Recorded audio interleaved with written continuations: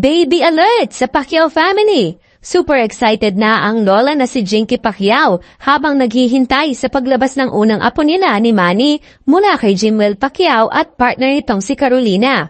Nakikita sa video ang ready for delivery setup with Jimwell standing proudly beside his partner, habang si Jinky naman ay all smiles at naka-full support mode. Sa caption niya, "In an hour, can't wait, God is good." Obvious na hindi na mapakali ang glam lola. Big moment ito for the Pacquiao clan. Mula champion sa ring, ngayon champion na rin sa pagiging grandparents. Abang-abang na ang mga fans sa official baby reveal.